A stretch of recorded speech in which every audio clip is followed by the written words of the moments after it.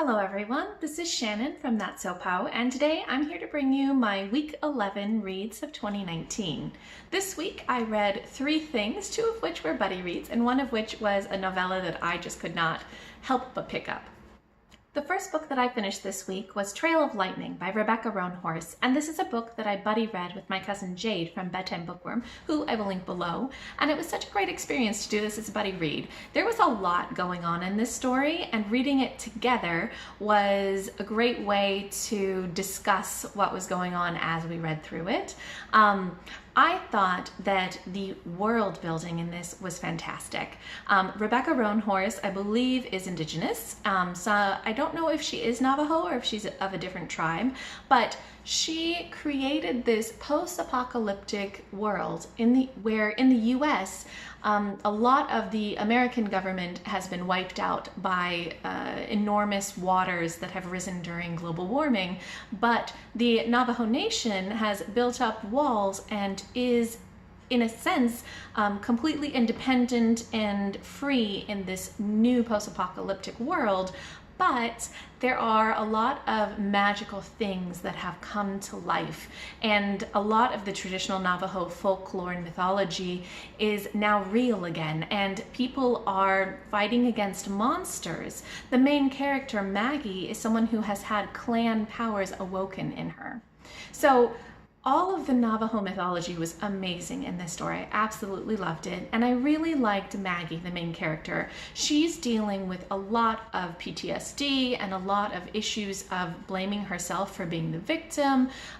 She's dealing with a lot of stuff, and she is very unhappy and grumpy.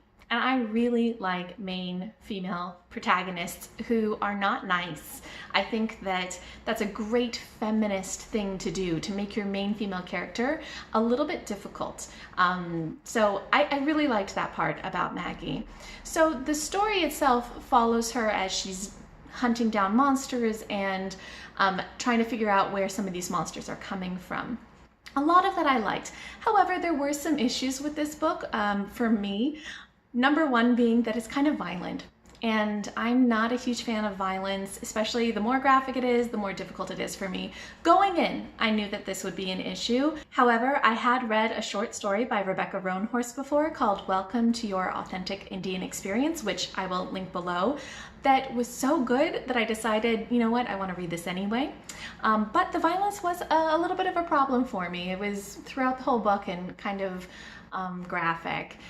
Also, some of the Navajo mythology was, in a sense, assumed knowledge. I kept thinking that some of the story, some of the world would be explained as we went further in the book, and then it just wasn't. So that was a little confusing at times as reading through it, and the ending in particular I found somewhat inexplicable. I didn't understand a lot of what was going on in the ending, and so that confusion as well as the violence made it connect less well with me. So overall, I gave this story 3.5 out of 5 stars. However, I would read other things by Rebecca Roanhorse, just maybe not set in this world. Next, I finished Cuentos de Buenos Noches para Niñas Rebeldes by Elena Favilli and Francesca Cavallo.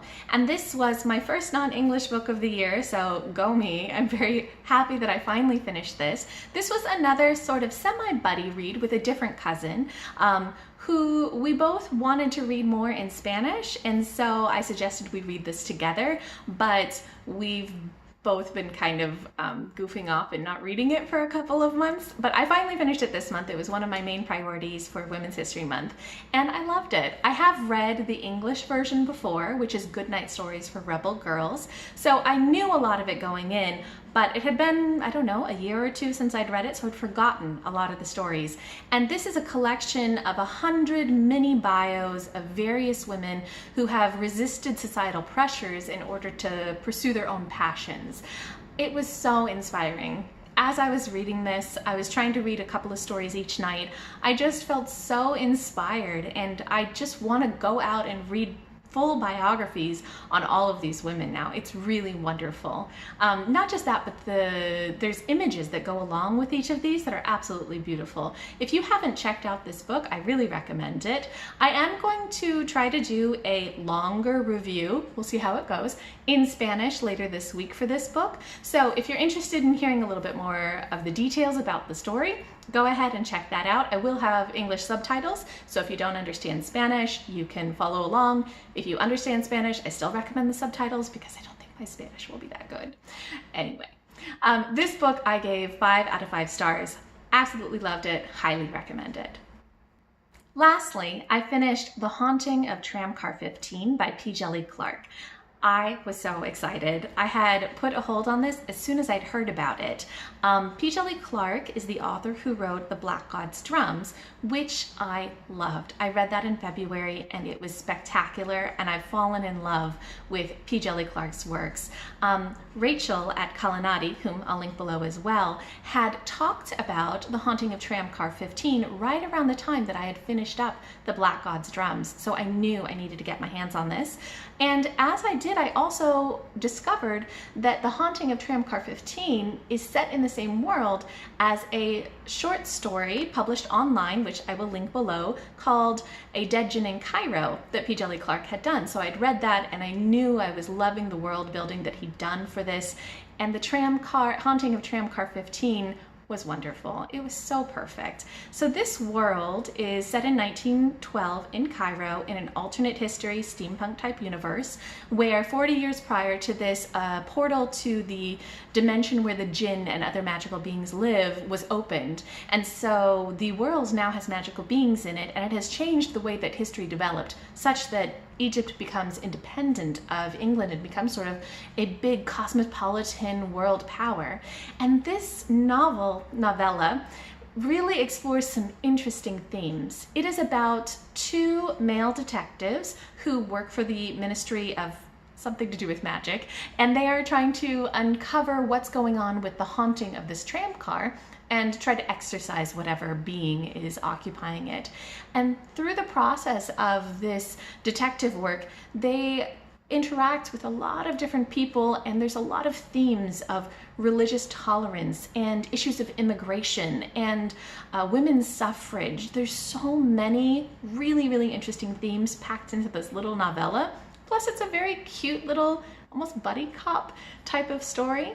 I loved it. I really, really loved it. I gave it 5 out of 5 stars, and I know I will pick up anything else by Djèlí Clark. Okay, so that wraps up week 11 for me. I'm hoping that week 12 I will get to a few more of the things that are actually on my TBR for March, but I did just stop by the library to pick up a book and then picked up 4 other books that are just not on my list. So we will see what happens in the next couple of weeks, but I'm very much enjoying focusing on feminism and women's history this month. I hope you guys are enjoying your reads too. If you've read anything that I mentioned today, or if you have any recommendations or thoughts you want to share, go ahead and leave them in the comments.